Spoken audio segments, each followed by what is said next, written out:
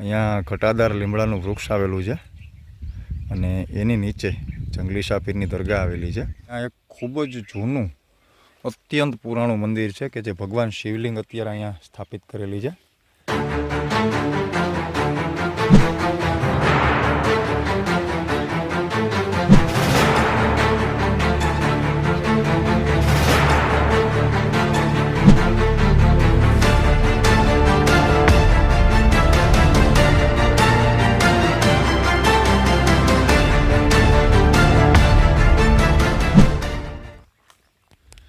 મિત્રો આપણે આવી ગયા છીએ જંગલી શાપીરની જગ્યાએ. અત્યારે જંગલની મધ્યમાં આવેલું છે અને આપણે ત્યાં જઈને જોવાના છીએ કે ત્યાંનું વાતાવરણ કેવું છે, દરગાહ છે કે કોઈ એવી જગ્યા છે કે મંદિર જેવું છે કે શું છે. તો આપણે જઈએ છીએ જંગલી શાપીરની દરગાહ. હવે તો એક આવી ડેલી આવે છે અને અહીંયાથી ચડી જવાનું હોય છે.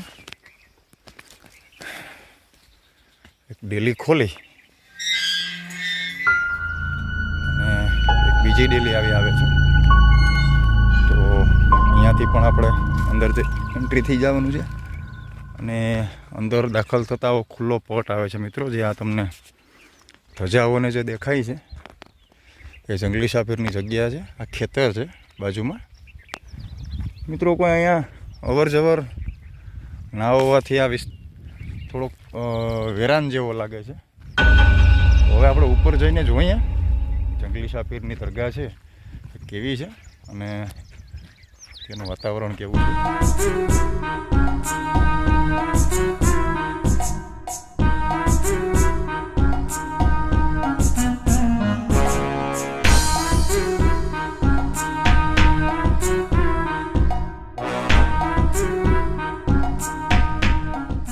મિત્રો તમને જે દેખાય છે ને એક આપણે જો અહીંયા હતા રામનાથ મંદિરે ગયા હતા.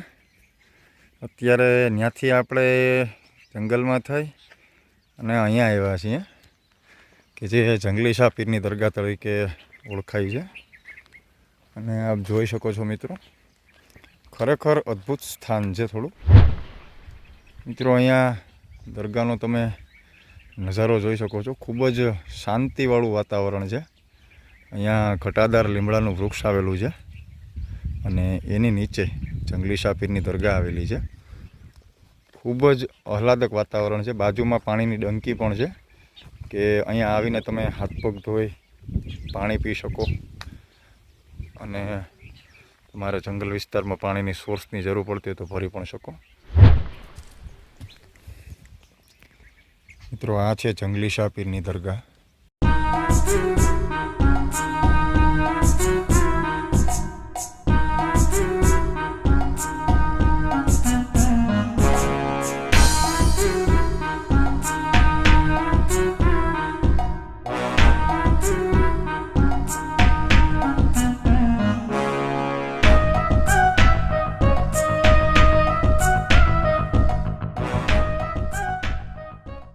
વૃક્ષો ઘણા છે. અહીંયા અગરબત્તી રાખવાનું સ્ટેન્ડ આપેલું છે અને અહીંયા પાણીની બે લાઈનો છે કે જે કોઈ યાત્રીઓ અથવા દર્શનાર્થીઓને પીવા માટે પાણીની જરૂર હોય. અહીંયા એક આ ટાંકા જેવું છે પણ અત્યારે હાલ ઉપયોગમાં નથી.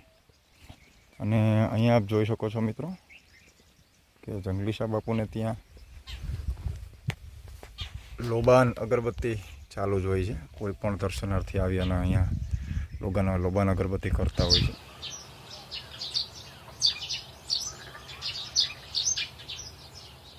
મિત્રો આપણે આવી ગયા છીએ જંગલી શાપીરની દરગાહે.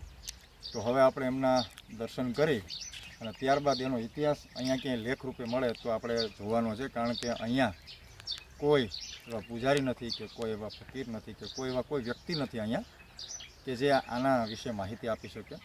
તો આપણે આપણા મનથી જંગલી શાપીરના દર્શન કરી એમની જે દરગાહ છે એમના દર્શન કરી અને અહીંયાથી બાકી પછી રજા લેવાની છે.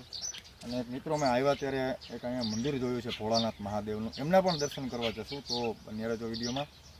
સૌપ્રથમ આપણે જંગલી શાપીરના દર્શન કરી લે અને ત્યારબાદ જે નીચે શિવ મંદિર આવેલું છે એના પણ દર્શન કરીએ.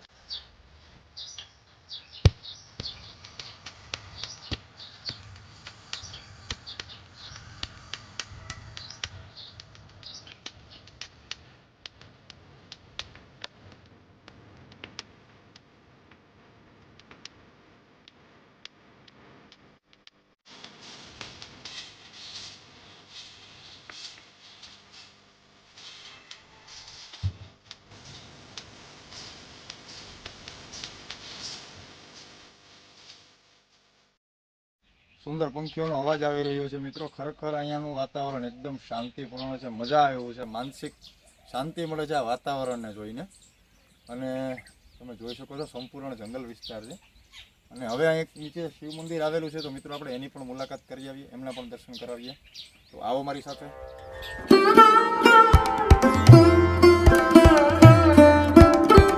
અહીંયાથી મિત્રો નીચે ઉતરવાનું છે, એટલે થોડુંક સંભાળીને ઉતરશું આપણે.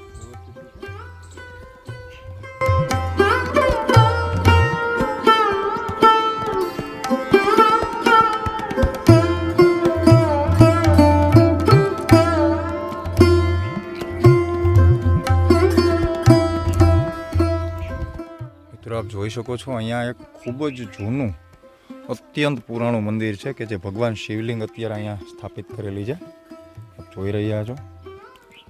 અને આ જંગલ વિસ્તારની નીચે છે આ જંગલી સાપીરની જે દરગાહ દેખાય છે ને મિત્રો, એની એક્ઝેક્ટ નીચે આવેલું છે, નીચેના ઢોળાવાળા વિસ્તારમાં. અહીંયાથી આ અમે નીચે ઉતરી અને અહીંયા આવ્યા છીએ. જોઈ શકો છો મિત્રો, ખૂબ જ જૂનું શિવલિંગ છે. મિત્રો આપ જોઈ શકો છો કે અત્યારે જે મારી બાજુમાં જે શિવલિંગ છે એ ભોળાનાથનું શિવલિંગ છે અને ખૂબ જ અત્યંત જૂનું પુરાણું છે. કારણ કે તમે મંદિરનું સ્ટ્રક્ચર જોઈ શકો છો કે જે રીતનું મંદિરનું બાંધકામ છે મિત્રો એ જૂનું છે. આ પથ્થરો જોઈ શકો છો, અહીંયા કોઈ કે બંધાવેલું છે. આ શિવ મંદિર સેવાળ જામી ગયો છે, કારણ કે અહીંયાની સાફ સફાઈ કોઈ દર્શનાર્થી આવતા તો હશે જ. કારણ કે અહીંયા જળાભિષેક પણ કરવાનો લોટો છે, અગરબત્તી મૂકેલી છે. આપણે ભગવાન ભોળાનાથના દર્શન કરી લીધા છે અને હવે જઈએ પાછા ઉપર ચડીને. અહીંયા મિત્રો થોડોક ઢોળાવાળો વિસ્તાર છે, એટલે તમારે થોડુંક સાવચેતીને રાખીને ચાલવું પડશે.